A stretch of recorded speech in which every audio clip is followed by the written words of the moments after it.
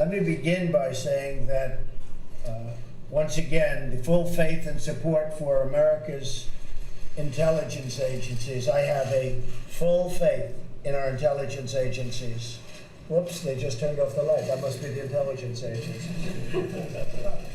There we go. It's okay. You guys okay? Good. It was strange, but that's okay. I've been looking for my baby all night. If I get up in my sight, boom, boom, out go the light. Speaking about having the ball in our court in Syria, President Trump has just mentioned that we've successfully concluded the World Football Cup. Speaking of the football, actually, Mr. President, I'll give this ball to you, and now the ball is in your court. All the more that the United States will host the World Cup in 2026. Thank you very much. We do host it, and we hope we do as good a job. That's very nice. That will go to my son, Barron. We have no question. In fact, Melania, here you go. Welcome to In Pursuit of Truth. This is your host, Sir Patrick Mack. I am not a multi-million-dollar football player, but I did stay at a Holiday Inn Express last night. So we're going to talk a little bit about football. And as you can see in that video right there, we saw Vladimir Putin handing off this football to President Trump. Pretty sweet, huh? After all, they just hosted the 2018 FIFA World Cup. Incidentally, congratulations to France, world champions of one of the largest world's sporting events out there. I think probably behind the Olympics, I would imagine, yeah? Anyway, I'm over here on the FIFA.com, and I want to turn you on to this. This is the Adidas football, the very football that was handed off to President Trump. Adidas football reveals official match ball for the knockout stage of the 2018 FIFA World Cup Russia. Pretty sweet ball right there. Now, I know nothing about football. That's just a fact. This is called the Telstar Mekta. I want to take you down here real quick. A progression from official match balls of the past, a brand new panel design features a metallic print execution and textured graphic effect, engineered to provide performance and durability both in the stadium and on the street, because that's what guys like I need. Sustainability has been a key focus of the Telstar 18 and Telstar Mekta, with elements including recycled backing material and packaging. All right, so what do we care about this, right? The Telstar 18 and Telstar Mekta feature an embedded NFC chip, the first time it has ever been used in an official match ball, making it the most innovative FIFA World Cup ball to date.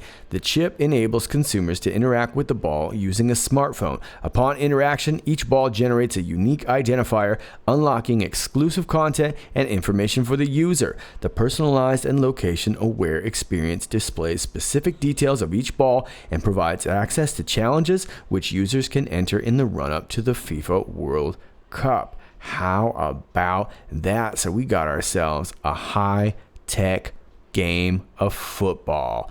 Well, so I'm going to take you back here to this post 1510. And let me take you halfway down here where Q asks, why are Hussein's record seal? Well, we all know that because we're going to find out that he's probably not from Alabama.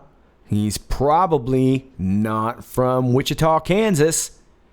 As a matter of fact, you know, he's hanging out in Kenya. We talked about that in my last video, isn't he? He's out there helping out with Uhuru Kenyatta, a pleasant chap. And now Oprah's out there hanging out with him too. What are they doing out there in Kenya? Unusual indeed. Why did 42 Hussein admin staff obtain FBI bypass, no background check? Well, because they were selling us all out. Remember, that was all part of the IT scandal. Awan, all those guys, none of them had any kind of clearance, access to classified emails, summary, security meeting notes, briefing, etc., with no FBI background check or clearance. And of course, we know that they cut a plea deal. But we also know that they could be tried outside of Washington, D.C. They could be tried for future crimes. Packy leak, you bet it was. Possibly the biggest in history. MB, Muslim Brotherhood infiltration, indeed. IG report on HRC email handling means little. Right. This is all the pomp and circumstance that's going on. This is the dog and pony show. And all of us who have been kind of following QAnon or any kind of alternate media, if we've been sort of following along with this narrative, we're already ready for this. Q says, keep your eyes on the ball. POTUS is not going through this for nothing. Watch the vid again if you need clarity. And this was in reference to a YouTube speech. It's literally titled Speech That Will Get POTUS Elected. So if you haven't seen it, please go on YouTube and just type those very words in right there. A speech that will get POTUS elected. There is so much evil and corruption. It's horrifying. We owe it to our children. Q. So this has been, look, this whole meeting has been a real big point of contention. I've been kind of holding off to do too much commentary on it, just sort of filtering through what all the pundits are saying, what all the newscasters are saying, and just seems to get uglier and uglier. And it looks like we might have had ourselves a boss move done right under our noses. This Anon right here made this great graphic, and it says Q comment posted 6/15/18. Okay, so that would have been June 15th. And so then the date between that and the 16th, 4 weeks, 4 days, 44. That would be President Obama. So do we got a little Obama information on this ball? How about that? So, could it be that Vladimir Putin has got some special info for Trump? And of course, how's he going to pass that to President Trump with everybody looking? He gives this soccer ball to him right in the middle of this meeting at a really, really crucial point where everybody is, it's pretty tense times, and obviously everybody's really, really tense about this whole summit. And this particular soccer ball doesn't just happen to be the official ball of the World Cup. It happens to be tech capable. It happens to have a little chip. And we were talking in my last video about this little handoff that happened with President Trump as he came off the plane in Helsinki. And he responds by saying this ball is going straight to Barron. So what do you think? Did Putin score an assist here with the pass off to Trump, or what? You tell me down below. And of course, I've got reaction to this theory by the deep state right here. Oh no, oh, God, no, ow. All right, it's a super low budget show. What do you want me to do? Don't worry about it. Chicago Sun-Times reports Oprah Winfrey gives at least $1 million to Obama Foundation. That's nice. So while the country is at unrest, it's nice to see one of our former presidents out there getting some cash. Oprah Winfrey, a close friend of former President Barack Obama and former First Lady Michelle, and one of the most successful entertainment executives in the world, has donated at least $1 million to the Obama Foundation, according to records posted on Monday. The donation was expected, given her relationship with the Obamas, her historic role in the Obama election in 2008, their Chicago connections, and her interest in the Obama Presidential Center with its centerpiece museum. Winfrey, who at the time avoided politics, helped Obama score crucial 2008 Democratic presidential primary wins over rival Hillary Clinton when she stumped for him in early voting states. The exact amount of the Winfrey donation is not known because it's the Obama Foundation. Oh, I'm sorry, there's more. Because the Obama Foundation only posts broad ranges of gifts each quarter. The foundation usually provides donor giving details in what had been, up until this year, its May annual IRS filing, which covered contributions for the previous year. The Obama Foundation has delayed its filing IRS 990 report, telling the Sun-Times more preparation time was needed. Yeah, you gotta fill in your address. In April, the foundation had listed 47 gifts of at least $1 million. God dog, on Monday there were 56 contributions of at least $1 million. So lots of cash getting raised by this Obama Foundation. Winfrey, a major philanthropist, actress, theatrical producer, and cultural and moral influencer, donated $21 million to the National Museum of African American History and Culture, and a theater in the building bears her name. Earlier this year, the museum on the National Mall opened a show, Watching Oprah, the Oprah Winfrey Show and American Culture. It's not clear yet if the Obama Foundation is using naming rights to woo mega donors as part of the drive to raise the hundreds of millions of dollars needed to build the Obama Center in Jackson Park and operate foundation programs. This week, the Obama Foundation is hosting its African Leaders Program in Johannesburg, South Africa. On Wednesday, Obama will host a town hall with the rising leaders, numbering about 200. Well, here's your favorite guy right here speaking in Johannesburg, and I'm sure he's probably going to say something patriotic. Let's see. Look at history. Look at the facts. The fact that countries which rely on rabid nationalism and xenophobia and doctrines of tribal, racial, or religious superiority as their main organizing principle, the thing that holds people together, eventually those countries find themselves consumed by civil war or external war. Check the history books. The fact that technology cannot be put back in a bottle. So we're stuck with the fact that we now live close together and populations are going to be moving. And environmental challenges are not going to go away on their own. So that the only way to effectively address problems like climate change or mass migration or pandemic disease will be to develop systems for more international cooperation, not less. I see what he's saying. So now that we have technology, evidently we actually live physically closer together. I don't think that was what he meant to say. All right, so it sounds to me like Barack here is saying that the only way to deal with the problem of mass migration and pandemic disease and things like this, natural disasters, is to suck it up. Or maybe it's to own the companies that make money off of that stuff. Maybe that's what I was getting out of that. Either way, he's getting a lot of money for that speech. There you go. There's Barack Obama.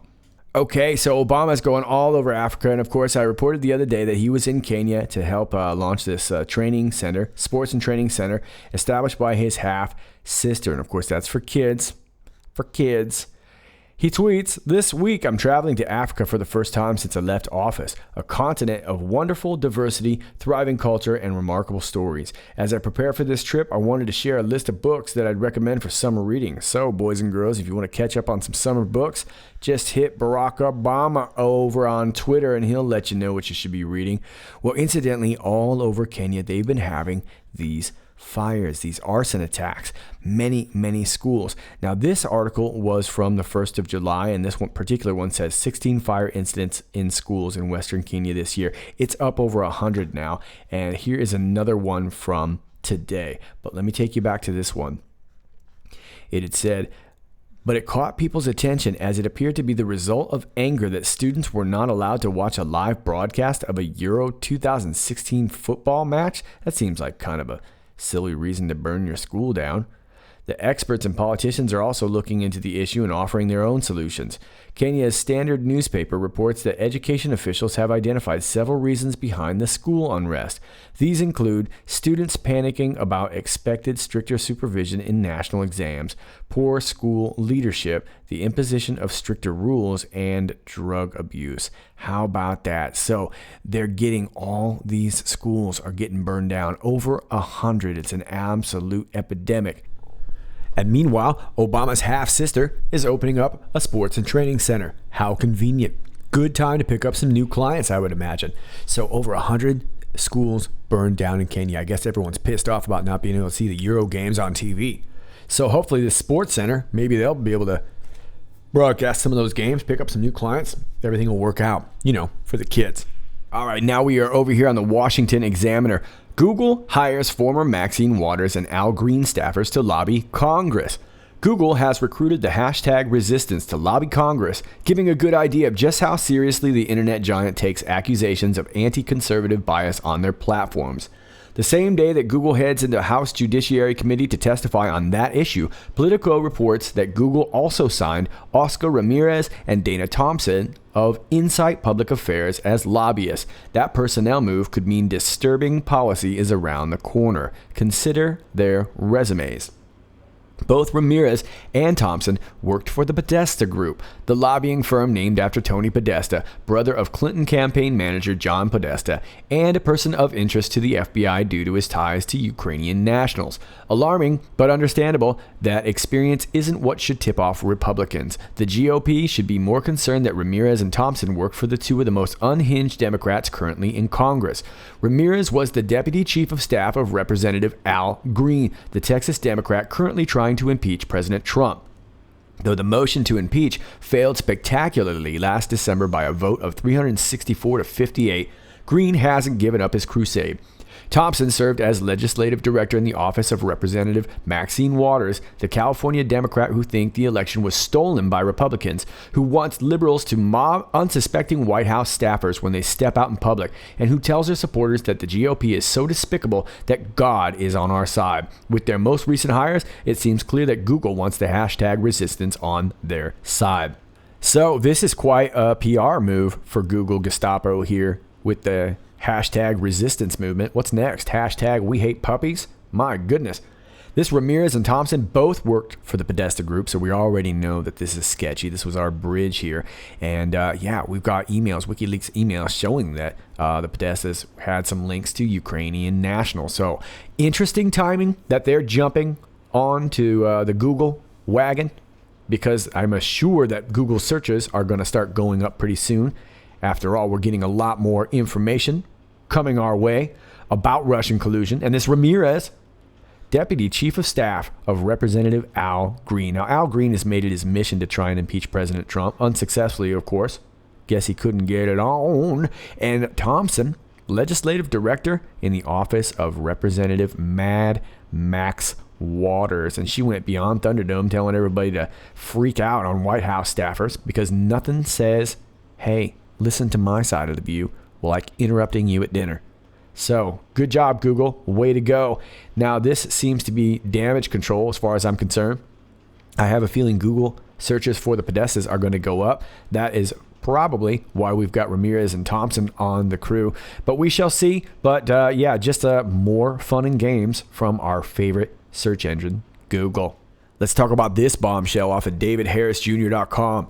Lisa Page says Strzok lied about text. On the first day of her testimony, Lisa Page shot a bullet straight through the heart of Peter Strzok when she admitted he did not tell the truth during his testimony. A smug Strzok, that's a schmuck, told congressional investigators that the texts between he and Page were not serious and did not mean what they said. Republican Representative John Ratcliffe claimed that Page testified that the text meant exactly what they said, opening her lover up for perjury charges.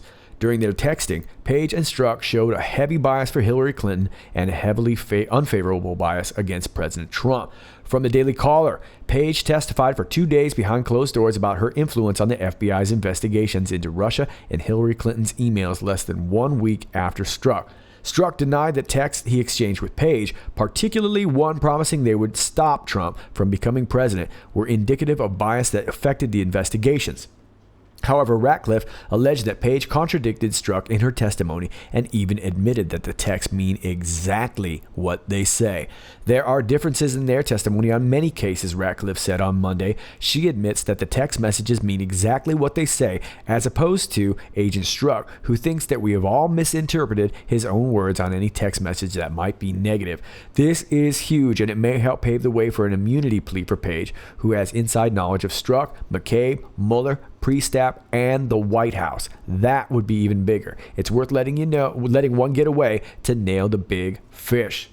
Well, this is huge. It's a very, very big deal. We just watched Peter Strzok and his creepy self give his, first he did the private deposition, then did it on camera in front of everybody and creeped the whole world out.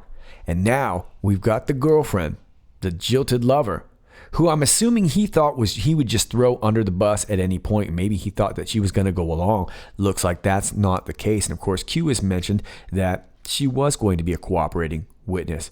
And it looks like that's the case. So I'm not really sure that she's going to give a public deposition. I really don't know if that's where that's going to go. I do think we're going to find out a lot more information here. And she could very well be the smoking gun. But hell hath no fury like a woman scorned. And it looks like the one who's really going to get this in the end is probably Agent Peter Strzok. And of course, we all remember this. That's not normal behavior. I'm no psychologist, but let me just put it to you this way. I would not let that man handle my laundry. Okay? That's all I'll say about that. But we've got this Lisa Page couple days of testifying now. It's going to be very interesting to see what comes out and how fast that comes out. I imagine the mainstream media is going to kind of slowly leak out some of this information. You know how this goes. This is going all the way up till midterm, so buckle up. We are in for a long ride. But it does seem very, very reassuring that at least we're getting something different out of Lisa Page. So has she flipped? Is she truly cooperating? It remains to be seen, but I will be on it as soon as we get more on that. Now that you're thoroughly creeped out, I'm about to thoroughly bum you out. Fox News reports that a Japanese city is running out of ninjas as population shrinks. A small city in Japan is facing a ninja shortage as the town struggles with depopulation.